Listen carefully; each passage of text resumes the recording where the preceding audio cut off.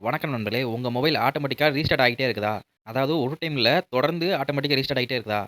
இதுக்கு பல காரணங்கள் இருக்கு. என்ன, எதனால அப்படிங்கிறத தான் இந்த வீடியோல பார்க்க போறோம். வீடியோவ பார்த்ததுக்கப்புறம் இந்த வீடியோ வந்து உங்களுக்கு யூஸ்ஃபுல்லா இருந்துச்சுன்னா, மறக்காம நம்ம சேனல சப்ஸ்கிரைப் பண்ணிடுங்க.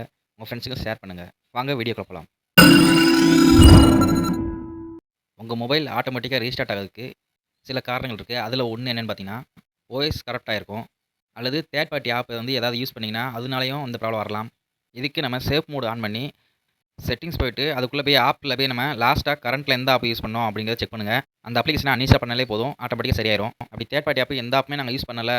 ஆனாலும் இந்த பிரச்சனை இருக்கு அப்படின்னா, உங்க மொபைல்ல இருக்க பவர் ஆன் பட்டன வந்து நீங்க அதிகமா பிரஸ் பண்ணாலும் இந்த பிரச்சனை வரலாம். அல்லது தண்ணி பட்டாலுமே வரலாம். இந்த வீடியோல நான் காமிக்கிறேன் பாருங்க. இதுதான் பவர் பட்டனோட ஸ்டிப்பு. மதர் போர்ட்ல கனெக்ட் ஆகி வெளிய வந்திருக்கும். இந்த ஸ்டிப்ல இருக்க சின்ன அந்த பட்டன் மாரி பார்த்தீங்களா, அதுல இருந்து தண்ணி பட்டாலோ, அல்லது அடிக்கடி ஓவரா பிரஸ் பண்ணாலோ இந்த பிரச்சனை வரலாம். இதுக்கு இந்த பட்டன நம்ம சேஞ்ச் பண்ணாலே போதும்.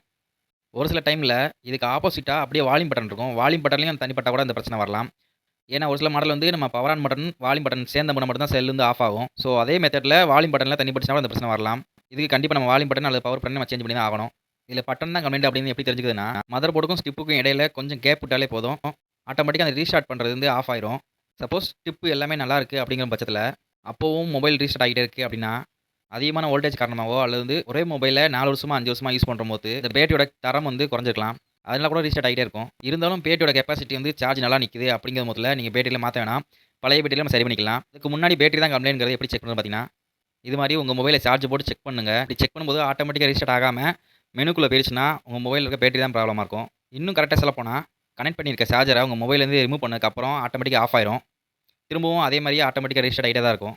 இப்ப இத எப்படி சரி பண்றதுங்கிறத தான் நம்ம இந்த வீடியோல பார்க்க போறோம். வீடியோ ஸ்கிப் பண்ணாம பொறுமையா பாருங்க. அப்பதான் உங்களுக்கு ஈஸியா உங்களுக்கு புரியும். ஃபர்ஸ்ட்டு மொபைல்லேருந்து பேட்டரிய ரிமூவ் பண்ணிருவோம். அந்த பேட்டரிக்குள்ள ஒரு டேப் சுத்தி இருக்கும். அந்த டேப்ப வந்து ரிமூவ் பண்ணிக்கோங்க.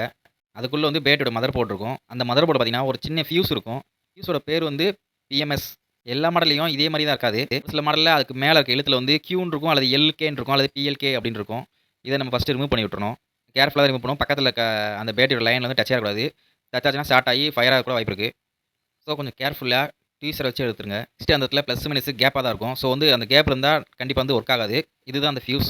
ஸோ, இப்ப அந்த பேட்டரி பாதுகாப்புக்காக நம்ம ஒரு டைரக்ட் லைன் அடிக்கணும். இப்படி நம்ம லைன் அடிச்சா மட்டும் தான் பேட்டரிக்கு வந்து சப்ளை வந்து கரெக்ட்டா வரும். அதுக்கு நம்ம ஒரு ஜம்பர் லைன் அடிச்சாச்சு. அப்புறம் பேட்டரி எப்படி ஃபர்ஸ்ட் இருந்துச்சோ அதே மாரியேவும் டேப் சுத்தி கரெக்ட்டா பேக் பண்ணிக்கோங்க. இப்ப பேட்டரிய கரெக்ட்டா மொபைல்ல ஃபிட் பண்ணி மொபைல ஆன் பண்ணி பார்ப்போம். மொபைல் ஆன் ஆகிருச்சு. மொபைல் ஆன் ஆகி மெனுக்குள்ள போறதுக்கு கொஞ்சம் டைம் எடுக்கும். ஸோ, வந்து இந்த வீடியோ நான் கொஞ்சம் ஸ்பீடா ஓட விட்டுறேன். மொபைல் ஆன் ஆகி மெனுக்குள்ள போயிருச்சு. இப்ப பார்த்தீங்கன்னா, மொபைல் வந்து 10 நிமிஷத்துக்குள்ள ஒரு 2 செகண்ட், 3 செகண்டுக்குள்ள ஆஃப் ஆச்சு. ஆனா, இப்ப வந்து அந்த ரீஸ்டார்ட் கம்ப்ளைண்ட் இல்ல. செல் வந்து ஆஃப் ஆகவும் இல்ல.